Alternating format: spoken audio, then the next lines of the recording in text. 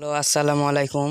So guys, আপনারা দেখতে পাচ্ছেন এখানে পাক হচ্ছে, এখানে হচ্ছে মাছের ভুনা।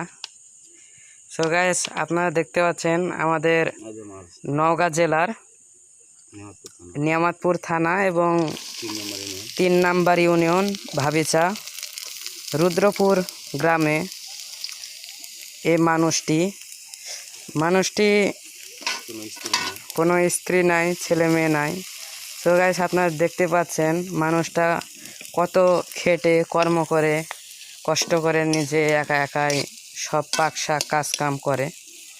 তো গাইস, এখানে এখন মানুষটি নিজে একা রান্না করে খাচ্ছে।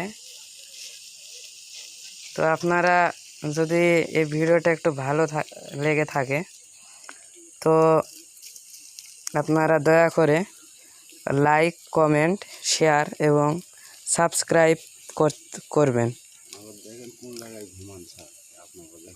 এবং আপনাদেরকে আমি এটাও দেখাবো, এ লোকটি এখন থাকার তার সমস্যা, তারও নিজস্ব জায়গা আছে, সে এখানে থাকে, এই ঘরটাতে সে থাকে। এখানে দেখতে পাচ্ছেন এখানে কোনো কিছুই নাই, চারিদিকে ফাঁকা। এই দেখুন, এই বিছানাটাই এখানেই সেই তার সময় এখানেই কাটে। এখানে সব কিছু থালি, এটা চাউল আজকে সে কিনেছে। এই ছোট আলোতেই, এইটুকু জায়গাতেই তার বসবাস। এখানে এই বাসা থেকে কারেন্ট নেওয়া আছে। সো গাইস, এখন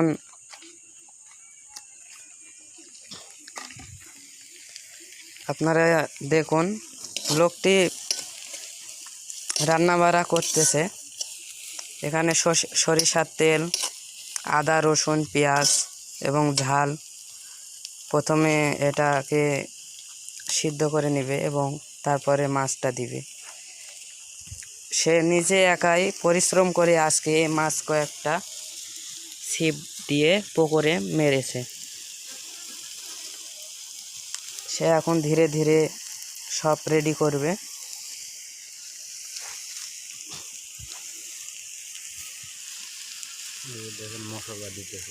এখানে মশলা দিচ্ছে, এখানে জিরা, তারপর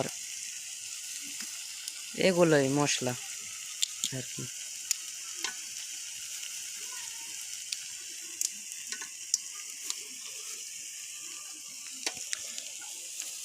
এই মানুষটা অনেক দয়াবান এবং